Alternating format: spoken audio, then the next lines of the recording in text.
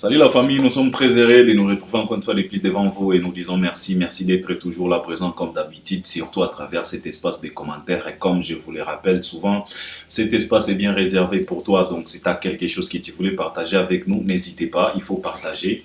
Il faut exposer aussi ta réflexion, révèle-nous des choses, si tu as des choses que tu voulais nous révéler ou bien si tu trouves que peut-être on ignore plusieurs réalités. En tout cas, tu peux nous révéler aussi beaucoup de choses et si tu as des conseils, des suggestions, des propositions, des idées, en tout cas, n'hésitez pas. Cet espace est bien réservé pour toi et si tu n'es pas encore abonné, c'est simple, c'est juste en bas dans les coins. Tu cliques, tu t'abonnes, tu actives aussi la cloche de notification. Activer la cloche, c'est tout simplement cliquer sur cette cloche pour l'activer. Et puis liker, là tu peux déjà liker, c'est très très important pour nos chaînes. Regardez aussi nos vidéos jusqu'à la fin. Et puis par après, si tu as quelque chose que tu voulais partager avec nous, en tout cas, utilise cet espace des commentaires. C'est l'actualité qui nous oblige. Encore une fois de plus, c'est la raison pour laquelle nous sommes là. On discute toujours avec les gens. Avec pas mal de gens parce que tu peux ça qui accès na numéro to tia kawana eza accès pour nabino bo proposer ka biso ba sujet au bolingi to lobela et loko bozo mona ke non peut-être tozo betango kara bolingi to exposer pe ba réflexion na biso sur yango. Ne t'en fais pas, komela biso benga biso to yambaka ba appel to tanga ka pe ba commentaire to tanga ka pe ba message soki bo komeli biso et puis tokoya toko servir bino comme d'habitude. Alors il y a quelques 2-3 sujets oyo ba lingina lobela. Donc batu oyo ba senginga ba lobino Albert expose un peu ta réflexion sur ça et sur ça. Yango ne la lingina lobela na décortiquer, na développer, na analyser et puis j'espère que yope oko accompagner à travers cet espace des commentaires. Alors ba sujet amweza ba sujet nini. Sujet à Liboso, Eza et Lokoyo, il y a la chanson d'Essa et 7 de l'artiste émissien Fally Ipupa en featuring avec René Sosopembe. Parce que Batouba Tinelinga lien balobi Albert Tala un peu likambo oyo nangambo artiste émissien Ferregola après avoir mona makambo oyo 207 ezo sala na terrain bango pe bake kokota studio bake kosala 207 na bango soki bakobenga ngo ndenge nini soki nini. Balobi siko Albert Tala un peu niveau ya artiste lokola Ferregola. Est-ce que vraiment Ferregola ayoka ka sonite kolanda mututi na niveau oyo ti oke ko plager nzembo. Alors bato balobi na lobela likambo wana. Je vais essayer d'exposer ma réflexion sur ça toko lobela. Et puis ezana likambo oyo il y a des concerts ya Fally Ipupa, des dates les 19, les 20 aujourd'hui nous sommes déjà les 20 octobre. Concert exaté et puis via Ginolia qui et Kisinjora Tomona qui bango basala qui moi vidéo moko boye validé par même le directeur de marketing à Fally Ipupa pour communiquer concernant les deux dates là et puis Tomona qui peut vient à Bisonjora à sala qui vidéo j'espère qu'azala qui soki cheye azota lisabatu ndenge mbula et petit mbula tozota la pe ba image batine biso ba image c'est un peu grave hein? On était là on regardait les images en tout cas c'est un peu grave. Tozoyo kamakambo bato bazolo bato nyonso ba opointe kaka ditwa na gouvernement oh Félix Tshisekedi boye ba. C'est toujours comme ça avec notre communauté. Notre communauté, on est toujours comme ça. On est fabriqué toujours à acquiser. Donc nous biso tozala kawana kaka ko acquiser kaka. On n'assume pas. Na désordre na busoto na kozanga propriété liboso ya ndaku na yo. Il faut que Tshisekedi ne mutoya ko salelo soin pembeni ya ndako na yo. Baka niveau ya ba quartier na bino ata kozwa initiative ya pamba o Mobutu abanda ko sala kala. Biso ba grand-père babanda ko biso ke Mobutu asala salongo. Donc salongo pena mutu nyonso na quartier na ye azo sala propriété azo sa. Donc pour le moment non il faut que Tshisekedi aya. Tokolo bela makambo de date wana.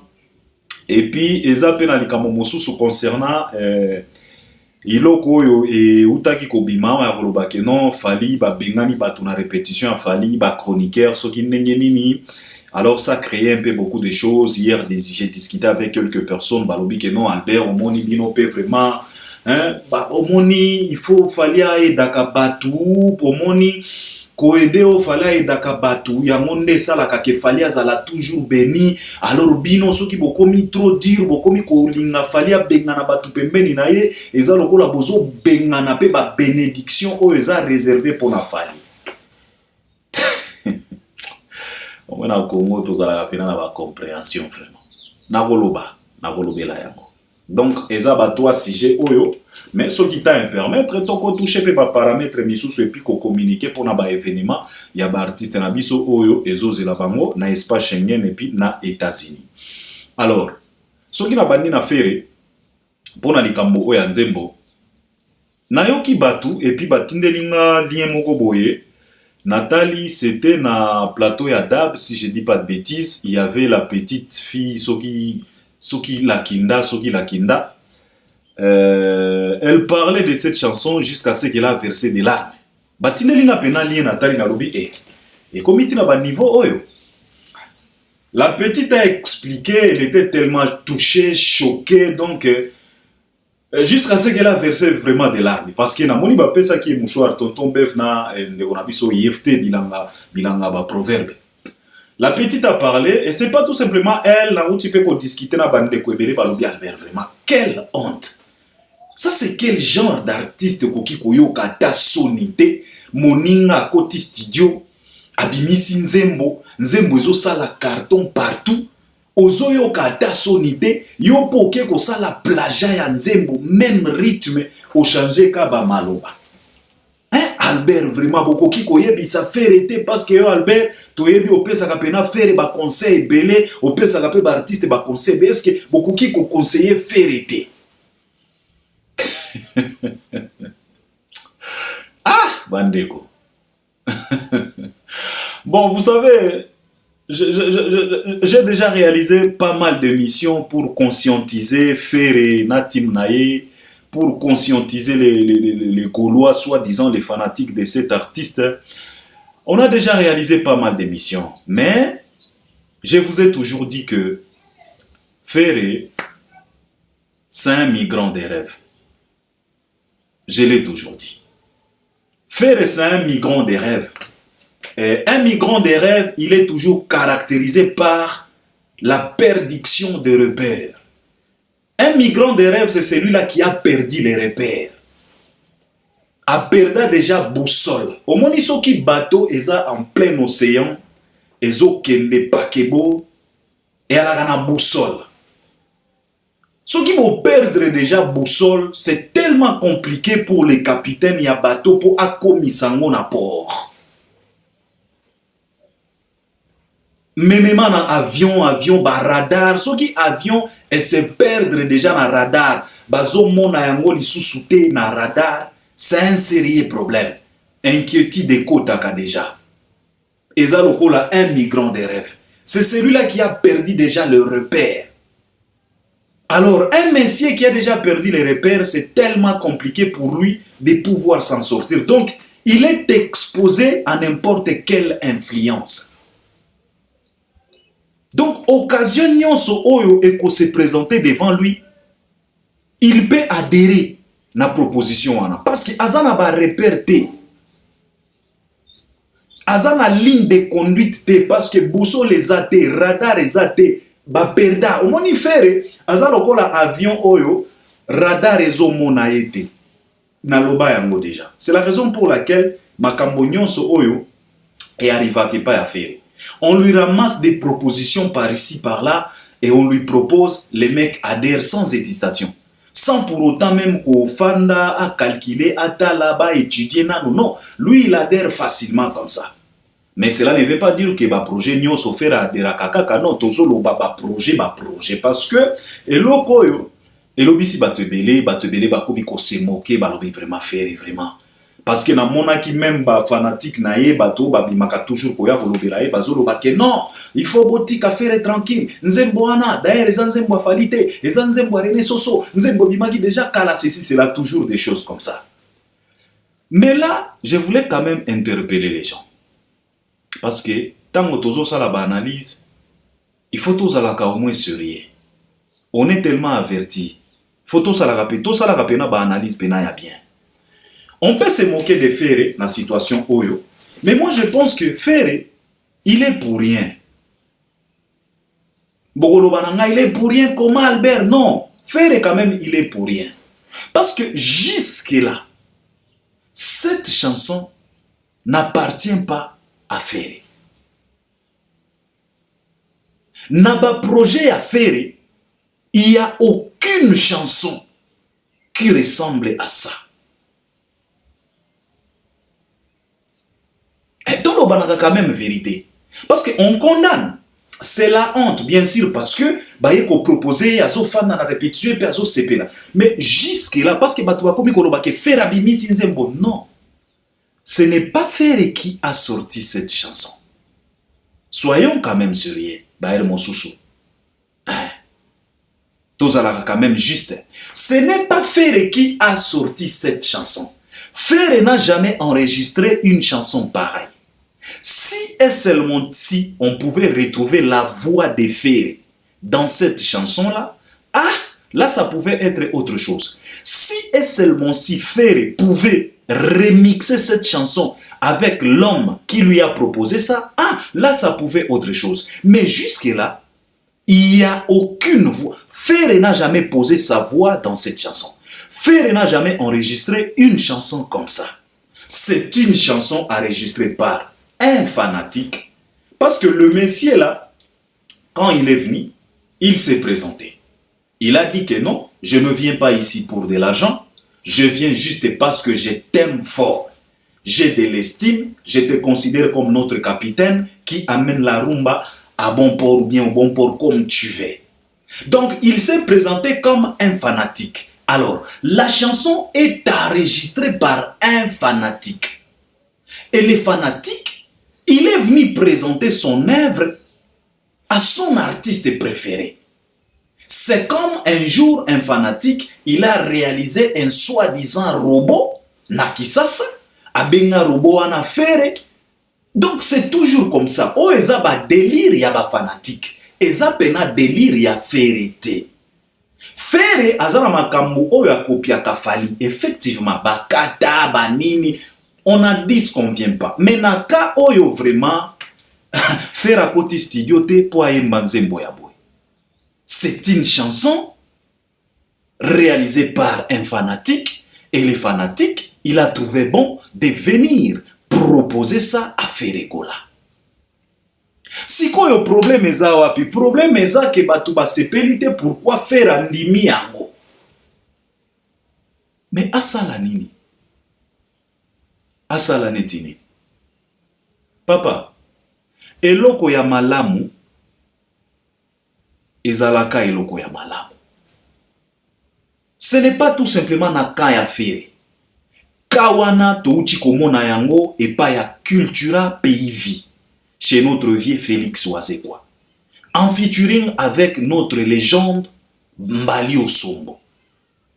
Ils ont réalisé ça, c'est quoi ça? Nzembo wana soko tali yango danse makambo nyonso 207. Et Wazekwa, il a assumé na plateau ya Papi Mboma que Papi, je suis fier parce que la chanson 207 cartonne. Et Fali lui-même nous a toujours répété que Tokopiaka kaka makambo ya malamu o ya mabe tobwaka. Ce n'est pas qu'aujourd'hui que na Congo batuba copier makambo ya baninga misusu. Quand la chanson Mayday a sorti, tango formule c'était zo fracassé ya kosakanate parce que au jour d'aujourd'hui Formule 7 est comme qu'on s'est partagé succès na 207. Parce que Formule 7 est là qui est sur le terrain. Mais pour le moment, ce n'est plus le cas. Formule 7 est comme qu'on s'est partagé succès na domination na 207. Tant que Formule 7 est bima, plusieurs artistes et musiciens bayemba Mayday na ba concert na bango. Ba interpréter la chanson Mayday na ba concert na bango. C'est pas interdit. C'est pas un péché. C'est normal, papa. Oh, tolobaganabino awa. Devant la réalité, tu dois t'incliner. Tu ne peux pas t'en sortir parce que la réalité, c'est la réalité. Babina filé, babeta ba Mayday, ba Robinho, ba Ibrato. Tout le monde a chanté Mayday na ba concert na bango sans complexe, sans honte. Si ko tolo banini, tolo bake bango pe bazana charisme te po bayemba ba Mayday, non. Ok, Ferre, ça parle trop parce qu'il se considère comme le rival de Fali.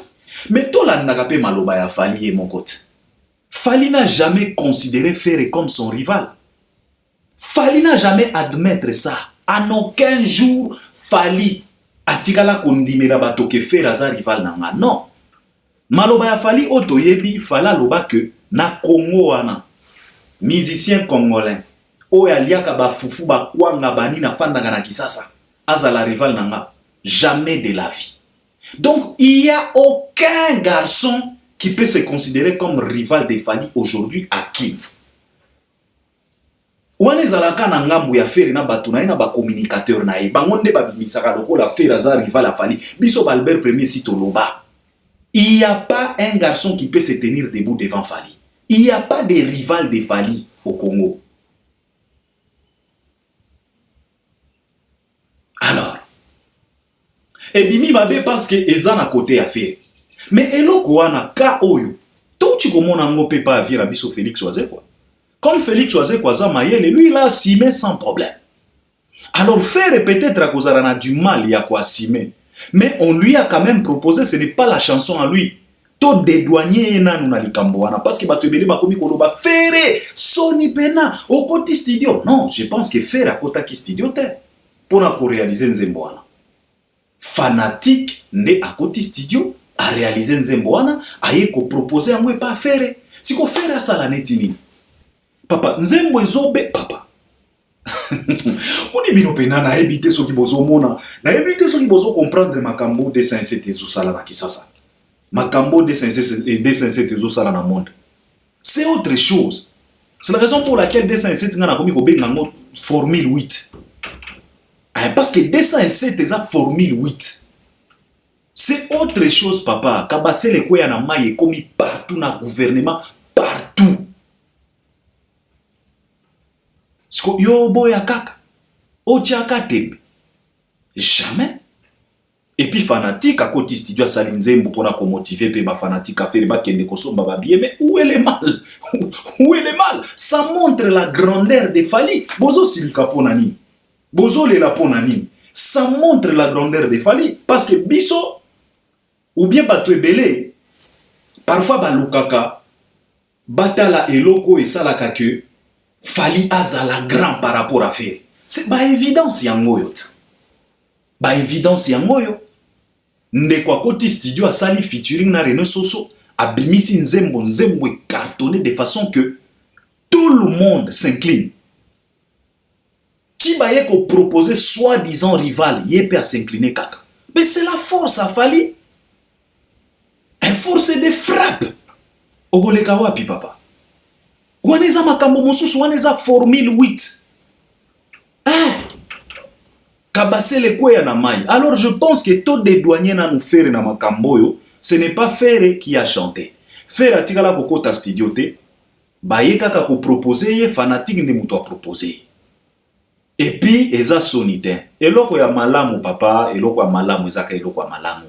Ata soko sali ndenge nini, eloko ya malamu ekotika la ka ya malamu. Tango fala bimisa eloko oyo, batu nyonso babina ba vie quadra babina ba eloko oyo. Tout le monde a dansé sur eloko yo papa. Même na ba Don Jay-Z. Donc eloko ya bien zaka eloko ya bien. Voilà. Donc je pense que ça ce n'est pas vraiment un sérieux problème. Oye kusala ke bato ba silika. Non, qu'on arrête un peu. Qu'on arrête un peu avec ça. Qu'on arrête un peu parce que na moni bato Ferre aza soki mukombo. Oh soki ne non non non. Il faut arrêter, il faut arrêter. Ce n'est pas la chanson à Ferre, c'est une chanson d'un fanatique de Ferre Gola, yé mutoye ko proposer Ferre. Mais ngana zomona makambo mosusu na biloko yo, ya nzembo 207. Ngana zomona problème eza entre Fali na Ferre te. Problème est comme inde pa ya René Soso Pembe. Parce que batu oyo bazoya ko proposer Ferre nzembo wana, baza bandeko ya René Soso Pembe. Bango nyonso baza na kati enregistre wana ya banzembo folklorique. Alors, c'est par là que je voulais interpeller notre grand frère Soso René Soso Pembe. Il faut à ça la attention. Parce que ça, en réalité, le problème ce n'est pas Ferre ou bien Fali. Le problème, c'est René Soso Pembe. Parce que tu sais très bien que Congolais zalaka motute. Congolais zalaka na jalousie moko. Donc, nga nazo mona problème ezande pa ya vie na biso Soso René. Yende asala keba. Parce que bandeko na ye oya kimongo, oya registre na bango na côté na bango kuna. Keto ekoti déjà. Oyo, ce n'est pas faire du mal à Fali. C'est faire du mal à René Soso Pembe.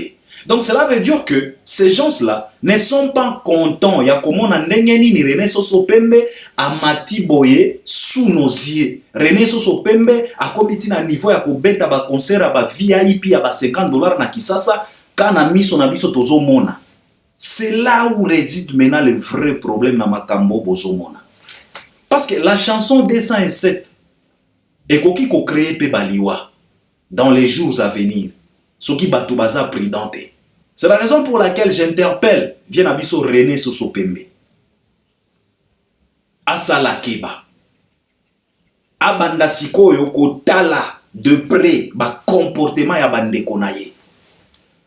Parce que le problème ce n'est pas faire, le problème ce n'est pas Fali. Le problème est comme pas à René Soso Pembe parce que bande konaye ba sepelité. Ba ana mongo bazana ba rythme belé. Pourquoi bango nyonso kaka bakomi ko tourner sillonner tout autour il y a 207. C'est que motema mabe est s'activer déjà envers Vienabiso René Soso Pembe. Alors René asala keba. Azala prudent parce que Congolais azala la mototé. Moi je pense que problème eza même pas Fali, eza même pas faire. Faire azana choite bandeko. Et loko soke simbi yo kokimela wapi papa. 207 rythmique kaka ya pamba ezoboma batu rythmique kaka. Extrait ya pambo ya concert ya Fali. Papa atayo moko. Faire pe aza moto. Faire pe aza pe amouré ya babilo ko ya bien. Ye pe asepeli parce que zanzembo na ete zanzembo ya fanatique eko proposer ye. Mais ce qui a sepelé à la netini. Mais nga nazotala ngona angle mosusu vient abiso René sala keba. Parce que bande konayo oboza na registre moko ba sepelité. Kobimisa ba version ebele à 207. Ce n'est pas pour tuer Fali. Non. C'est pour te contrer toi, René Soso. Parce que ba sepelité. Ndenge fala fungule sa afungola ki compte bancaire na poto. Makambo wana bazo mona bazo tala bazo mituna pourquoi kaka ye. Biso nyos to sala ka musique na biso awa kindo ke kokipe kokota. Donc vient na biso René sala keba. Sala keba. Désactiver pe moi wifi moi muke. Sala keba parce que bandeko na yo ba sepelité. Yango ba komi kaka ko tourner tout autour ya 207 jusqu'à ce que ba ke ko présenter faire. Mais le vrai problème ce n'est pas Ferregola. Ferregola c'est un admirateur. Ce qui a moniqué rythme qui toko mais bon totika ko bambaye mabanga parce que ce n'est pas vraiment la chanson à lui qu'on arrête un peu avec ça. Ce n'est pas la chanson à lui, c'est la chanson d'un fanatique, il a enregistré, il est venu présenter son produit et pas ya parce que batu balobi non Albert ce qui ezala qui pas ya Fali fanatique warrior mon côté mais papa. Ici toloba na bino awa. Il y a une grande différence entre un warrior et un Gaulois. Bagolo bazalaka na ndenge na bango ba fonctionnaka. Et si na loba na bino awa. Baza batu ya mankiona. Bino ba warrior boza batu ya mankiona te.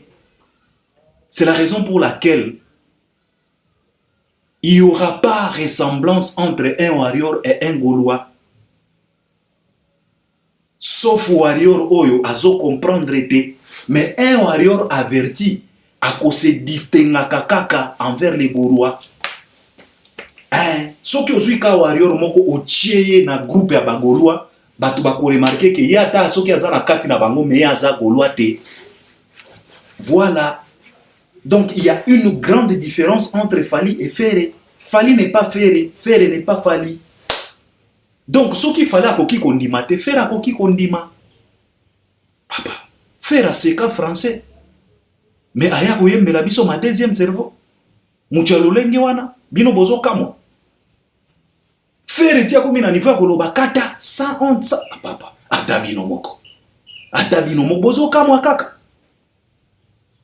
lelo ata soki ba proposer Mayday akondima yango kaka parce que okoleka wapi nzembo ezobeta que moi je pense que pour faire egola tokende na ye pena mabete parce que ça nzembo na ye ba proposer kaka au contraire vient na biso René Soso Pembe sala keba parce que bandeko na yo batalisi biso déjà que bazo sepela te oyo nyonso ezaka ba signe ya mécontentement na bango envers yo envers moi élévation oyo dans peu de temps okomi na plus de 50 000 auditeurs na Spotify papa c'est de l'argent bakosepela te donc yo nde sala keba vient na biso René donc oyo ezaka conseil sala keba banda kotambola bien banda kopona ba fréquentation et ko aider yo donc c'est ce que moi je peux dire na likambo oyo ya nzembo ya 207. J'espère que ceux qui ont moni que naza ignorant, tu vas accompagner à travers les commentaires. Donc ça c'était Ferego là. Alors likambo oyo ya fali ya bengani batu na répétition na et créer ba moins confusion, ba moins problème ebele, ba mécontentement, tout ceci, ba to ba osasime te mutu nyoso bazo tuna ezanga te ngaba ko biko bengana ngate ceci cela. Mais ce qui est vrai, on a désactivé quand même l'accès, on a désactivé quand même les wifi pour na accès na ba répétition fali na sala ki émission na lobaki na bino ke biso toza satisfait toza pena soulagé parce que e banda ko zala soué na biso parce que biso to banda ko linga mythe oyo e banda ko régner tout autour ya artiste musicien fali pour pas il faut mythe wana ezala kaka parce que mythe wana to retrouva kango et pas ya ba superstar nyonso c'est toujours comme ça il faut mythe moko boye. Il faut cercle moroboye, bien sécurisé parce que la jalousie rôde tout autour d'une réussite. Là où il y a la réussite, la jalousie rôde toujours comme un lion qui cherche toujours à dévorer quelqu'un. Alors, ce qui besoin la ceinture ou eza myrte, eza efficace, en tout cas jalousie à kokota et puis à détruire bino petit à petit. Tinasuka. C'est ça la réalité. C'est la raison pour laquelle biso tobanda kolingate. Moi négligence oyo ekota ki pembeni ya fali yango wana Albert Premier na banda ko marteler toujours que mon mesano ezalaka ennemi à professionnalisme. Ba habitude moko bo moni mon mesano ezalaka mabe. Omoni na 2023 petit moko boya banda ko bengo grand frère. Parce que banda ko tia moi barrière moko boye mythe moko boye mais tango ko fongola ka ba porte a koti na vie na yo akomi ko mesana akomi ko yeba quelques 2 3 4 secrets na yo keba na 2024 petit wana banda ko bengo vie na 2023 akoki ko bengo petit ou bien akomi ko bengo master pour nani mo mesana c'est toujours comme ça yango to banda ko marteler à chaque fois Albert Premier j'étais là pour dire que on est contre na banda koloba na bino que je suis tellement fanatique ya fali o ya ba 2013 ba 2014 falo banda kozala na mythe moko boye pas pour la mauvaise foi c'est pas parce qu'il fallait azala qui méchant non il était le même fali qu'il est aujourd'hui sauf que il a créé ça parce que il était conscient de sa communauté fali moko aloba na biso que l'humain ne me surprend plus pourquoi aloba ki yango c'est parce que il est au courant. Il y a un comportement, il y a une communauté. Il y a un qui surprendre les sous-soutés. Mais biso tolingi papa, tolingi te. Alors, et créer quelques problèmes, quelques kambwebele, batuba bengi bengia, bawarioro, moni Albert, bino pena, bino pe vraiment, et comme il kobima loko la méchanceté, moni biloko bozo sala, fali faut continuer ka ko aider batu, ceci, cela, waneza ba bénédiction na ye. On a dit ce qu'on ne vient pas. Je voulais d'abord parler pour ce qu'on appelle bénédiction. Papa soki boye bagatin, bénédiction, ezape leçon mobimba. Ezape cours mobimba. Il faut qu'on comprenne que cela veut dire bénédiction. Omoni, un serviteur dédié a koki kosa la même séminaire mobimba pendant toute une semaine qu'il est en train d'expliquer concernant la bénédiction. Ne pensez pas que tant ozo kaba directement C'est ça la bénédiction. Non. Et bénédiction, c'est un rappel makambo ebele. Nalingi pena na marteler pour comprendre bil mutu bozolo ba que non batu ko benga na batu pe mena fali eza lokola bozo benga na ma bénédiction a fali nzamba azo bénir pona ko aider batu papa. Ce n'est pas n'importe quelle aide au ekoki ko engendrer bénédiction. Non. La bénédiction demande aussi la position. Il faut mieux se positionner pour être béni. La bénédiction demande aussi koyeba ko canaliser ba bienfait na yo. Yango Albert Premier na lobaki awa bolamu nyonso o eza mal orienté ezalaka lisusu bénédiction te ekomaka erreur. Landanga bien. Bienfait nyonso o eza mal orienté ezalaka lisusu bienfait te ekomaka erreur. Et si na loba yango. Alors makambo nyonso fala salaka bo bengaka yango te bolamu. Ebele pe eza ba erreur. Oyo fala sala. Et bo remarka bo mona déjà que awa pena ba sala ki erreur. Et a bolamu te. Alors erreur, ne pensez pas que et qu'on engendrer bénédiction na retour. Non non non. Parce que sala ki erreur. Cela veut dire tout simplement, yango nazolo banabino eza leçon mobima même na kati ya Bible. Eza lokola histoire ya mutu oyo azalaki na ba graine na ye. Bible lobi na biso que ba graine misusu ekweyaki na kati ya ba épine. Ba graine wana ekufa parce que ezalaki na difficulté ya kobima na kati ya ba épine. Bagraine mosusu eyako kweya na ba mabanga na bisiko mabanga eza ebele. Bagraine wana ebota mbuma te parce que ba mabanga empêcha bagraine wana kobima. Bagraine mosusu ti bagraine ya suka eyako kweya na mabele ya kitoko. Tango ekweyi na mabele ya kitoko nde bagraine wana ebimisi bambuma. C'est pareil avec ce qu'il fallait être en train de faire. Parce que bozo lo bake non Albert, bozo monate que bozo privé, fali ba bénédiction. Non papa. Chaque bienfait n'engendre pas la bénédiction. Il faut qu'on comprenne les kambo oyo. Bola nyonso oyo eza mal orienté. Et pe sa bénédiction te, sala keba. Na pesio awa exemple. Mutu oyo alingaki alona bambuma. Na kati na ye abanda kolinga bambuma wana ebota pe bambuma mosusu mais akweisaki ba graine na mabele ya mabe bambuma ebimaki te parce que tu as mal orienté bienfait na yo eza lokola fali pe kokanisa te ke komema batu na poto kofutela batu ba visa nde de retour il faut kaka fali azala béni. Non, détrompez-vous. Il faut se poser la question, est-ce que ba graine oya ba visa ezokweya na mabele approprié? Ezokweya pena na mabele approprié po lobi kuna ebota mbuma. Toza na exemple ya mabele ya kitoko. Petit fali. Petit fali pena ya mabele pena ya kitoko, petit fali ye wana. Batu bazaki di batu bazo comprendre te nenge petit wana de boende jusqu'au jour d'aujourd'hui akomi ko se retrouver na cercle ya ba Martin Bakole na cercle ya ba Fali Ipupa petit wana akomi kozala na accès oyo Virginie Mankwangala akoti deuxième ménopause azwate sala keba wana nde bambuma tokoki koloba ke tala bambuma oyo ekweyaki na mabele ya kitoko parce que tozo mona Petit Fali ye wana akomiti na niveau ya kosamba na famille ya héros national. Vous imaginez un peu? Au moment où ba soi-disant légende ya mboka basamba na baken piana. Bazo samba na ba manike. Tala ba niveau légende ya mboka soi-disant.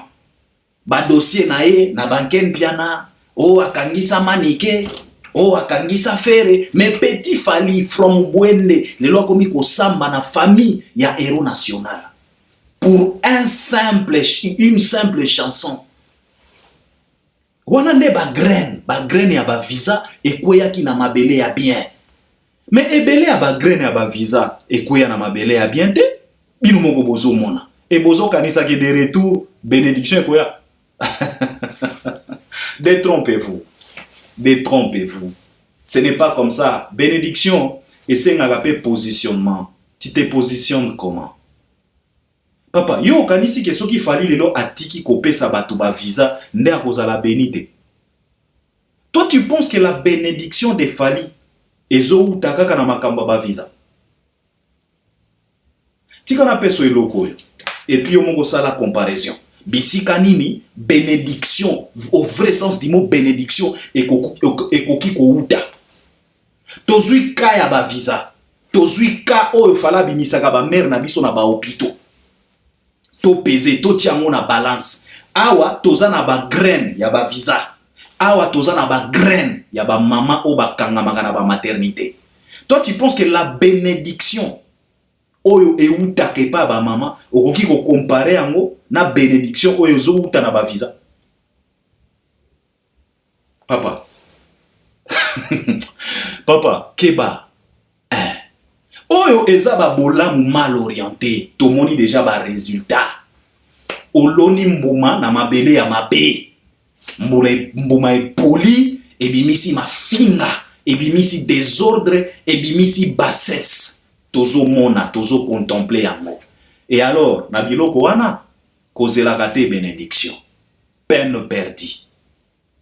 Yango Bible la elobaka na biso ke na mokolo ya suka ebele bakolela ke papa na bengana ba demo na kombo na yo na salisa batu na mokili. Jésus akoloba na yo que je te connais pas. Jésus, papa, c'est biblique, ce n'est pas moi. C'est biblique que batu bakolela ke ngana salisa batu. Na sala boye, na pesa boye, na samela pona batu. Et on te dira que toyebi yote. Ba misala na yo wana to banda koyeba yango te.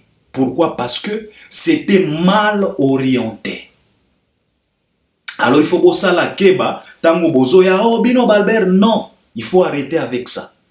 Na pesio ka exemple. Tozwa eloko yo fali asalaka ya kobimisa ba mama chaque année na ba maternité. Totiango na balance na ba visa o falazo pesa ba batu moko boy. Eko pese. Ba mbongo falazo foute la batu ba visa. Fala ko kipe ko kangisa ba mbongo wana. Ake na bandal na quartier na ye. Ake ko tongela batu ba caniveau. Ba 100 000, ba 200 000, ba 300 balles oyo Fally abrila kaka pona ba billet ya ba batu. Akoki ko kendeka na bandal kuna ba sombi ba saka ba ciment ba nini ba tongeli batu ba caniveau. Comme ça eko épargner bango na ba inondation oyo. Oyebi bénédiction oyo ko uta wana koleka kutu na bénédiction bozo kanisa ba visa. Papa wana eza kolona na mabele ya mabe. Na lobite ke batu nyonso eza mabele ya mabe te. Na pesi bino exemple ba Petit Fally awa. Mabele ya kitoko. Parce que tokomi komona ba fruit. Petit Fally a koti na ba studio na poto a enregistré quelques deux titres. Petit Fally a uti poto ye wana akangisi mo orchestre. Lelo Petit Fally soki ake a exposé projet na ye pa ya Fally a lobi grand frère. Nazana besoin ya drum, nazana besoin ya deux guitare, nazana besoin. Okanisi Fala koboya. Fala koboya ete. Akoboya la ete. Fala kotala kaka na dépôt ya ba instrument lobi Alex. Est-ce que guitare to sale la kayango lisusu o te président tozana mosusu kabela ngo Petit Fally. Akoki kopesa ye parce que ba graine ekweya ki omoni ba graine ya ba visa ya Petit Fally ekweya ki na mabele ya bien. Tozomona. Alors botika ba mankambo wana kokanisa ke non ba wana non bola munyonso eza mal orienté papa, peine perdue. Et peine perdue. Fally azana bisika ebele oyo ba bénédiction na ye eutaka. Tilelo, ba ambulance médicalisée oyo fala tika na Goma. Et engendraka ba bénédiction. Et zonge la kaye. Parce que à chaque fois, ce qui ambulance wana et sauver vie à mutu na Goma, bénédiction ya pas ya fali. Bénédiction ya raté. Oh, azaya ya nanga. Orchestre victime, eza orchestre na biso te. Wana te. Wana bambu moizo kwe na mabele ya mabe. Voilà. Fali bisika, papa. Oh, il faut arrêter un peu avec ça. Bozo rêver ton nengeni. Bénédiction fallait ou takana babisika ebele. Zaka babisika ba visa te. O ba visa o eza ba bola moko mal orienté. Bino moko bozo mona yango ezaka ka bozo lingaka ko ambrier bato. Bisika ni. Yo kanisi bénédiction lingaka désordre. Yo kanisi papa bénédiction lingaka pe positionnement. Tu te positionnes comment pour que bénédiction ait? Donc il faut faire attention. Ezate que non biso tozo linga batu pembeni afali te. Non, tozo linga batu pembeni afali. Mais quel batu? Parce que biso ba congolais tozalaka makasi na koloba, mais on ne se pose pas des vraies questions. Hein? Oh, la voix du peuple, c'est la voix de Dieu. Quel peuple? La vraie question, c'est quel genre de peuple? Parce que biso to se limite à kaka, oh la voix du peuple c'est la voix de Dieu, mais on ne se pose pas la question de savoir quel genre de peuple oyo tokoki ko considérer comme eza voix ya Nzambe. Ce n'est pas tout le peuple, papa. Donc voix ya bakulu na eza pe voix ya Nzambe parce que bakulu na pe peuple. Il y a tellement de ces questions qu'on ne se pose pas. Biso to lingaka koloba loba. Bénédiction a fallu que utaka na ba graine na ba visa, il faut faire attention. Il faut faire attention avec ça. Obiso tozo linga fali basa la sélection ya bien. Noni basa la sélection ya batu moko ya bien. Ba pesa bango confiance. Ata soki ba ko abiser mais toyebi que non, en tout cas tout autour ya fali tozalaka na kingani. Quelques 3, 4, 5 personnes ça va. Bako belaye, bako ça va, ça ne demande pas batunyo non. Faut arrêter. Oh, fali bolamu mal orienté. Ezalaka na ba fruité. Bolamu nyonso mal orienté et puis ça ka mbuma ya bien te. Ezalaka peine perdue. Alors il faut koyeba ko orienter pe bolamu.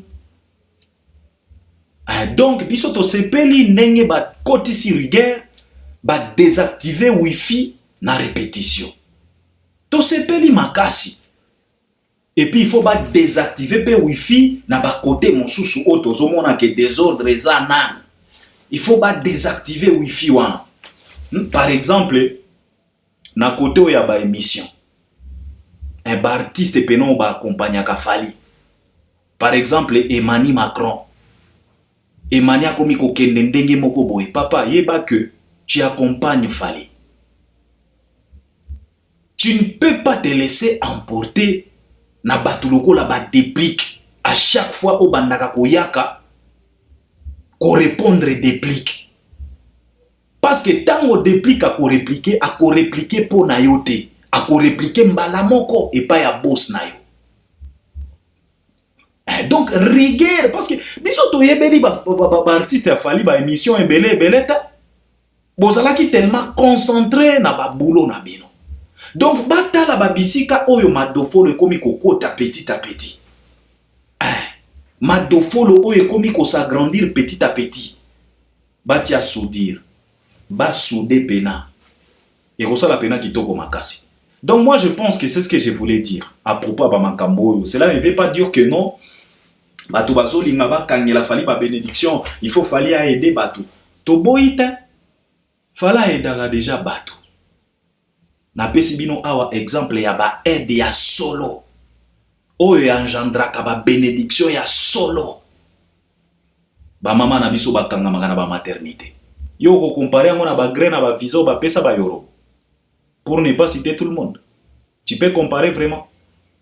Il faut arrêter un peu avec ça. Alors, likambo oyo ya une grande fête qui oyo il fallait zalna kisasa, des dates ou bien une date en tout cas et betami lui soutien. Tout le monde a qui communication à Vienjora, elle était accompagnée par Gino Liaki, le directeur artistique à groupe F Victime, groupe O et accompagné à Fali Poupa. Balobagi na biso que non, en tout cas, bah événement on a ils ont reporté dans une date ultérieure, donc toujours c'est la caca. Et puis nenge biso pe tous banda ko souhaiter ngo que tango fala ko silisa ba tourner na américaine, européenne et puis africaine nde aye ko fêter sikoyo na ba meloman ou bien ba warrior ya kisasa to monike yango nde e ko salama. Alors batu ba beninga Albert Moni fali azaya nzambe, imagine mpe soki ba pesa ki ebisika wana mbule beta kilobi ceci. Ah, les warriors. En tout cas, oh la kisaka pena bolinga pena artiste na bino, c'est bien, ça fait du bien parce que Tolinga Gabi Sonyo Sofali, on l'aime beaucoup, c'est la raison pour laquelle on est toujours là pour donner des conseils. Soki to mona likamboza bien te, en tout cas tola la gate biso Albert premier tozala na somote. Tozala na somote to ya kambala moko to lobby, soki likambo eke mabe to ye to lobby parce que to yebi très bien que Fali emoko atali sa biso ke aza mutu oyo ayokaka. Fali aloba na biso ke non, il faut to copier kama makambo ya bien. Donc soki mutu aza disposé pour na copier makambo ya bien. Donc cela veut dire que conseil ya bien. Akoyoka yango pe. Ata soko lobi na vérité sali et moi genre parce que aza mutu, la vérité blesse toujours. Ata soko za mutu ya ndenge nini soki ba lobi na oka vérité. Et ko sala oka moi genre mais par après conscience ko ya ko travailler yo moko comprendre que non en tout cas ndeko wana alobi na nga makambo ya vrai. Yo moko ko tirer kaka leçon na kati. Donc ba warrior ba lobby fallait azaya nzambe Albert premier ozana idete imaginer pe hein balinga ki baseka biso lelo ndenge fali awa nde fala komi sikoyo vrai ka basele tolinga ki tosala ndenge nini na palais du peuple tala ndenge maye tondi na ndolo kuna Albert Moni fala azaya nzambe. Mais je vous ai toujours dit que il y a la main de l'Éternel na makambo fali na lobaka yango. Boyebi très bien que nga nazalaka contre na bato bayaka toujours oh complot contre Fali, oh cabale contre Fali. Depuis 2006 les cabales ont toujours existé, des complots ont toujours existé. Tilelo, il y a aucun individu qui a parvenir à détrôner Fali malgré les cabales, malgré les complots. Je l'ai toujours dit que c'est parce que il y a la main de l'Éternel là-dedans. Il y a Dieu dedans na makambo Fali. Et si na loba yango. Na loba na bino que soki nzambe abanda kozala na makambo Fali te, nde tokunda Fali kala. Nde lelo azopema na ye na papa Faustin na mama Monique. Nde bazopema na séjour des morts. Nde lelo toyoka Mayday te. Nde lelo tozwa disque d'or te. Nde lelo toza na 207 te. Nde lelo Paris la Défense Arena ebetama te. Mais comme il y a Dieu dedans, c'est la raison pour laquelle Fali est toujours protégé parce que c'est un élu dédié. Yango na lobaka na bino awa, tu peux aller même comploter avec le diable en personne. Ok pena otali diable en personne pour comploter. Na lobaka na bino que diable a kolobana yo que papa, celui-là c'est un élu dédié. Et ko simbate. Parce que il y a Dieu dedans. Effectivement, parce que bisognos totali ba image wana, on s'est posé la question de savoir et ce qui concerne Zalaki. Mais on ne peut pas rester là à dire que ce qui concerne Zalaki peut-être ce qui peut pas ça qui fali place wana peut-être mboule linga ke betate. Parce que toujours se rappeler la situation où Zalaki na stade de martyr ya Fali le 29 octobre. Zalaki pe période ya bambula. Biso moko to mona ki ndenge arc-en-ciel et bima et encercla pena soleil. Mbula ebetate ba denile sibaya baloba na biso ke bangonde bakanga mbula po ebetate. Donc to fan na kaka te ke non omoni te peut-être soki ba pesa ki pe fali date mbula pe lingaki betate parce que ça pe nzambe nzambe pe alingaki kaka a bloqué yango. Donc c'est la raison pour laquelle moi je ne vais pas marteler non météo ezaka météo soki mbula ezaki prévu et beta ki kaka parce que na yo ki bato bakomi koloba non eza complot na bango Albert eza spiritualité ceci cela bato nde ba betisi mbula wana nanu to bona mbula ya boyete na kisasa ceci cela parler du peuple nanu etonda lolenge wana tem. Effectivement vous pouvez avoir raison na boyete ngamoko na lobaka awa si diable existe c'est que la magie existe, c'est que les gris-gris existent, c'est que les sorciers existent. Si les démons existent, si les djinns existent, si les esprits existent, donc kindoki pezo exister. Et puis na kindoki bakanga pe mula. Et ça existe. Batu bakanga pena bakangi pena. Baza na pouvoir wa. Baza, c'est faisable. Un blague pe kutu blague te, c'est faisable pena. Bakoki ko kanga mbula bakoki pe ko betisa pe mbula. Ngana vivra yango. Na vivra yango na Uvira parce que na lobaka na bino ke mera zalaka kote ya bakalemi kuna biso to banda ko kende ba vacances kuna ba Uvira bakalemi ba Bukavu na yebi ba kote kuna nyonso na vivra eloko wana na Uvira batu o ba yebi Uvira na quartier Mulongwe soki Mulongwe si je dis pas de bêtises Mulongwe na viva yango pena tozaki bana bandoki ba betisa mbula na ndaku moko kaka. Imaginez na quartier mbula beti kaka na parcelle moko kaka. Et biso to mona yango tozaki bana to banda ko comprendre te. Et comment lokola film pena na parcelle moko mbule beti na butu. Na tongo tango batu bala muki ba moni. Siko nini tozomona kaka na parcelle na biso ndeza mouye. Ça existe vraiment. Na mona yango pena ki mona meso. Na mona pena yango. Ça existe même. Ezaka kanga Albert premier pena na lingaka te ko traîner na ba makambo ya ba énergie négative wana, mais cela ne veut pas dire que ça n'existe pas, ça existe. Yango nazoloba que peut-être pe soki bandimela ki pe fali nzamba lingaki asala pe bikamu ici mbula wana elingaki betate. Mais de toute façon biso totambolaka na réalité.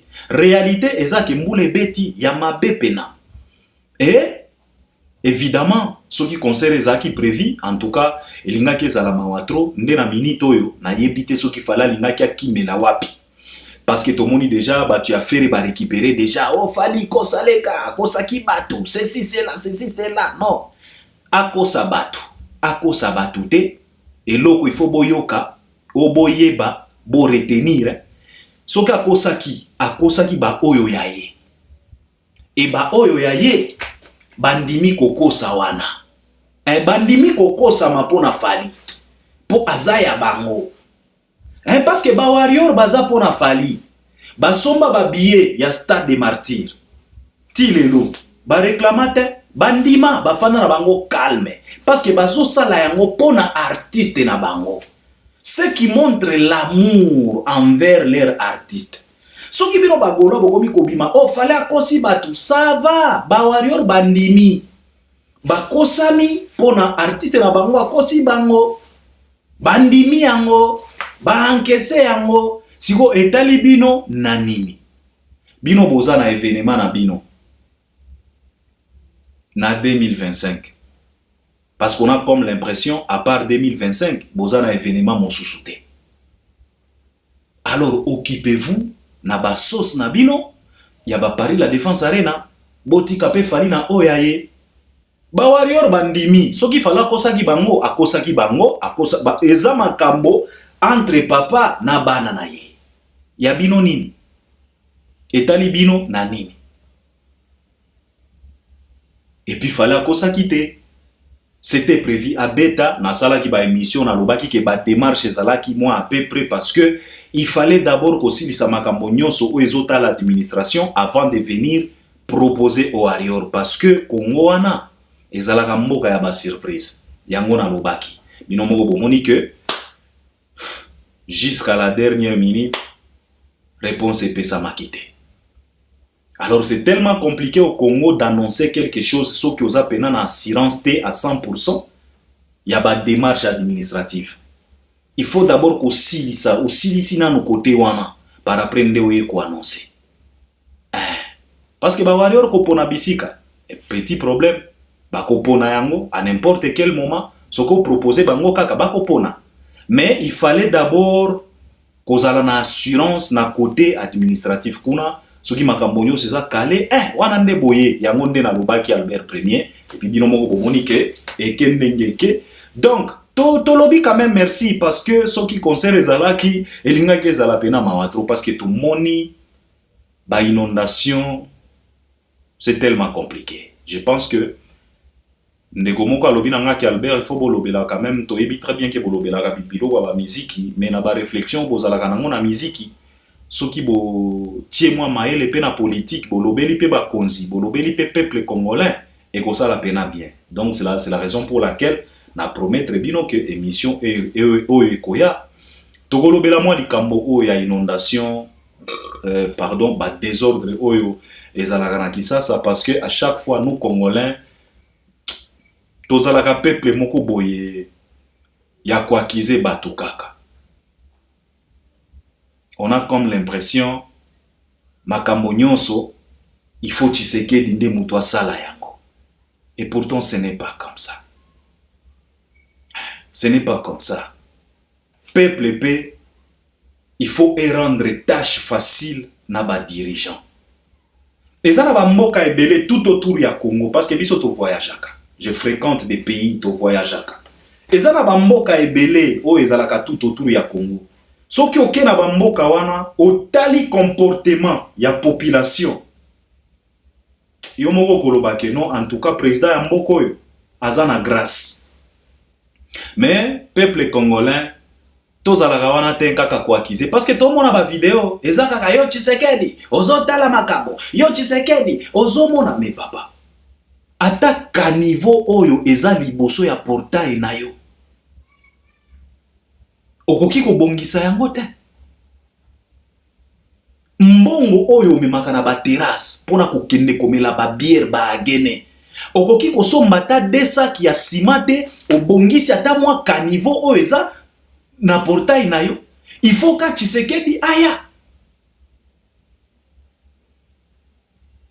ba inondation oyo ezaka ba kanivo ya boucher. Or bokoki ko s'organiser ba salongo na ba quartier bozalaka na ba chef ya ba quartier na ba Kisasa bo s'organiser bolobi que non en tout cas quartier na biso soki quartier eza composé na 20 maisons bolobi non samedi o ezoya tokosala salongo na quartier na biso bo déboucher ba kanivo na bino nyonso te kaka Tshisekedi qu'on arrête un peu mais tokoya kosala ba émission en tout cas na koya kosala émission nalingaki na sukisa awa donc tolobi kaka merci na Nzambe pona ndenge ya épargner fali na ba catastrophe oyo parce que ce qui concerne ezaki les 19 elingaki ezala mawatro elingaki ezala pena mawatro nde na minito oyo na ebite nde na minito fala abimi pena suka na kabasele donc reke nzombo pena ya kabasele mais comme aza ya Nzambe Nzamba épargner na ba makambo nyonso oyo donc ba warrior ya kin bo fanda na bino calme bino moko bomoni que oyo tolobaka l'homme propose Dieu dispose yango wana se manifester bozala na bino calme ça fait mal biso to banda kolinga fali avant alongwa bo sepela na ye parce que Europe na États-Unis et ko savourer fali Europe déjà essayer kotisi bino ba biebele mais bozala calme tourna bino ekoya kaka. Donc ce qui est très important eza kaka fali il est sain sauf aza bien a se comporter bien. Donc eloko etikali ba warrior ya Europe ba warrior ya États-Unis awa bo continuer ko somba ba billet pour fali vraiment après kin États-Unis. Donc bo somba ba billet bo somba ba billet bo somba ba billet bo somba ba billet bo somba ba billet pour ba concert wana tournée oyo ezala vraiment une réussite totale et puis tournée européenne pe ezala une réussite totale. Je pense que c'est ce que je voulais partager avec vous. On est ensemble. J'espère que vous allez m'accompagner à travers les commentaires. Donc, à la prochaine. Ce que vous en avez kambo oyo, au lingio contredire biso, au lingio révéler biso. Ne t'en fais pas. Espace des commentaires et zawana. Donc, à la prochaine. Merci beaucoup.